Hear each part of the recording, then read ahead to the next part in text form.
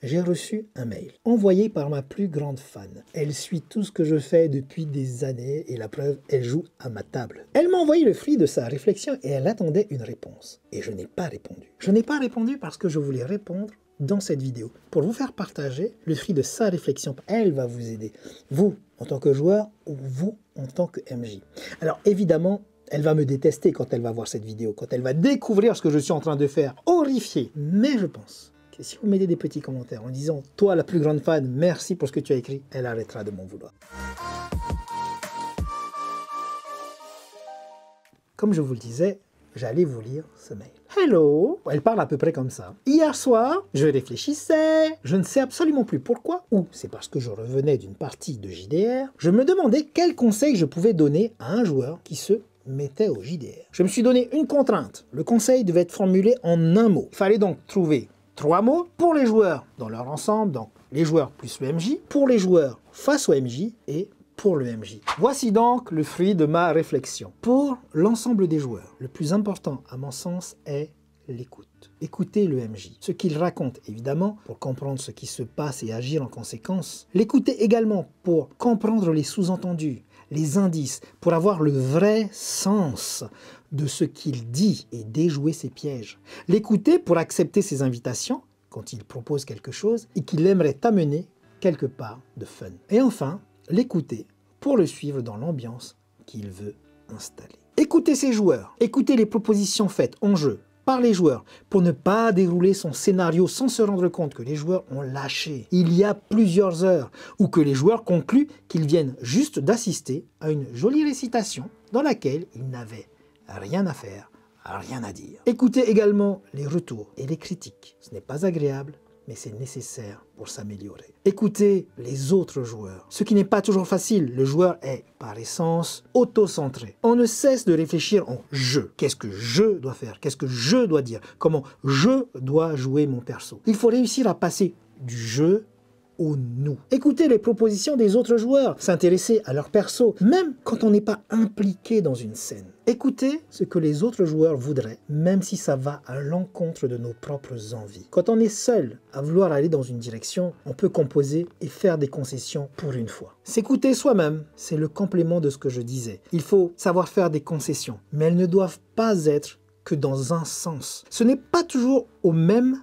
à faire des efforts. S'écouter, c'est également savoir que quelque chose ne nous va pas. Si des choses ne nous plaisent pas, il faut savoir les reconnaître pour en parler avant que ça devienne un problème. Et là-dessus, ma chérie, et vous qui me regardez, je suis entièrement d'accord avec toi. L'écoute est vraiment la plus belle qualité qu'un joueur peut s'offrir. Le fait d'être à l'écoute de son partenaire, ça vous permet de faire un bel échange. Si vraiment, vous êtes à l'écoute des envies qu'il peut avoir, vous allez vous permettre des scènes fantastiques. Même une scène dans laquelle votre personnage va perdre techniquement quelque chose. Vous allez gagner un échange, vous allez gagner une scène dont vous allez parler 10 ans plus tard. Et enfin, le fait d'écouter réellement. Quand elle dit « écoutez le vrai sens de ce que le maître du jeu dit ». Parfois, lorsqu'on écoute à la va-vite, on a totalement compris de travers. Et lorsqu'elle me parle de écouter le vrai sens de ce que le maître du jeu dit, cela nous ramène à une scène que nous avons vécue. J'étais donc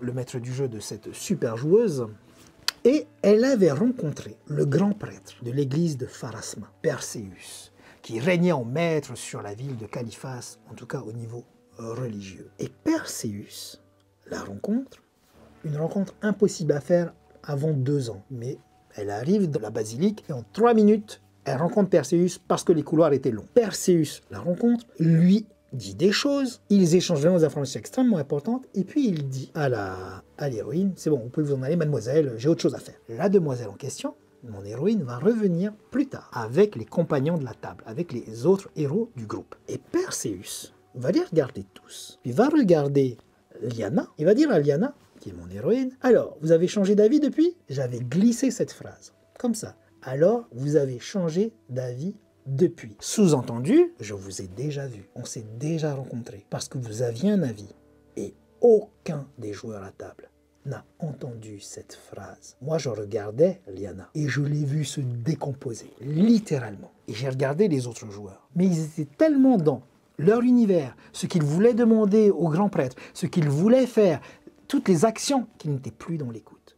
Et ils ont raté cette phrase subtile que l'on peut envoyer comme un scud. Et du coup, quand Liana a vu que les autres joueurs n'avaient pas capté ce qui s'était dit, elle a soufflé. Dommage pour les autres joueurs, parce qu'ils ont vraiment raté une information importante, que Liana leur donnera plus tard. Mais en fait, il y a aussi l'écoute de ses partenaires. Parfois, on a envie de faire certaines choses, mais on sait que notre copain a vraiment envie de faire autre chose, qui est totalement à l'encontre de ce que l'on veut. Vous savez quoi? De temps en temps, essayez de lâcher et aller avec lui. Juste pour voir. 1, il vous sera très reconnaissant. Il vous rendra normalement l'appareil. Et 2, vous pouvez vous surprendre. Donc, pour revenir à ça, je suis d'accord avec ma super fan. L'écoute, pour moi, est vraiment le mot le plus important.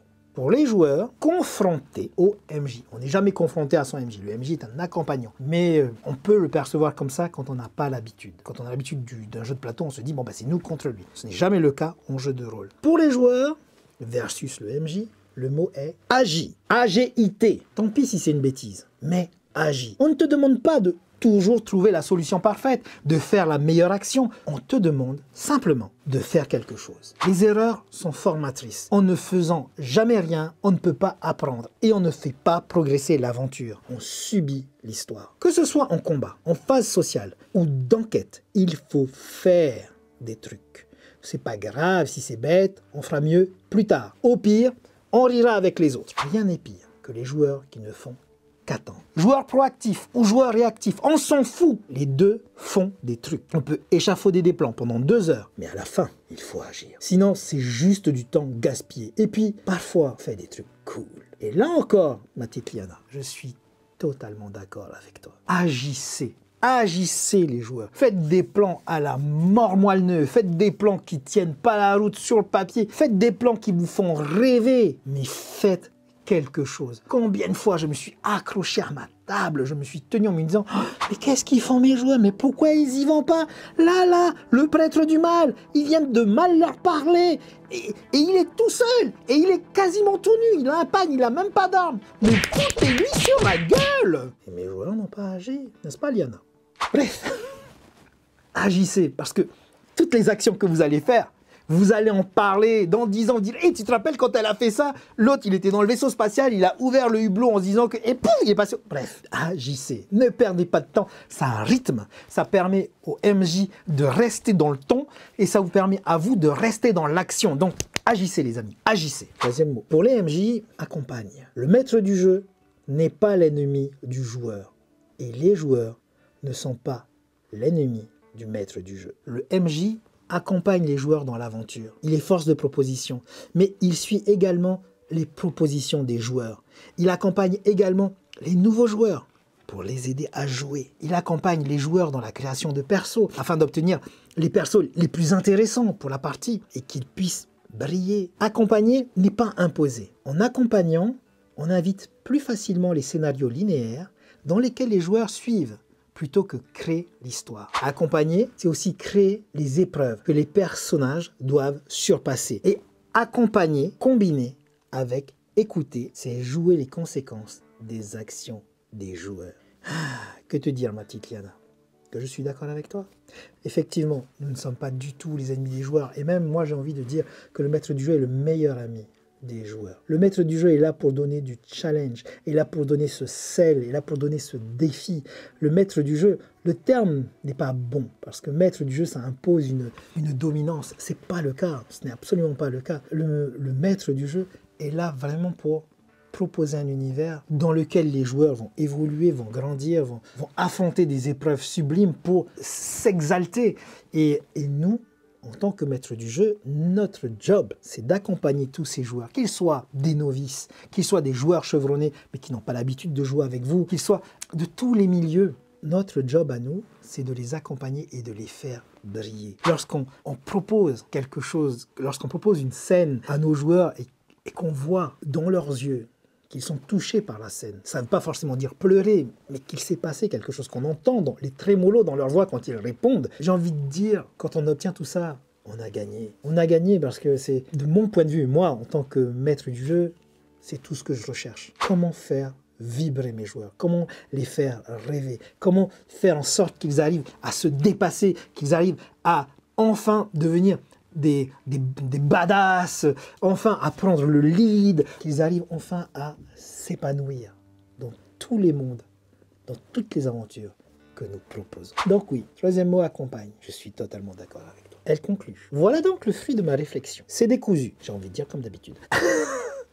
Ça ne révolutionne absolument rien. Mais je me suis dit, tiens, parlons-en à Zach. C'est mon prénom. Et toi, si tu devais choisir un mot, ce serait quoi? Très honnêtement, et c'est peut-être parce que avec Liana, on joue depuis des années ensemble, l'écoute pour les joueurs et pour le MJ. Agis, l'action pour les joueurs, pour que ça aille vite.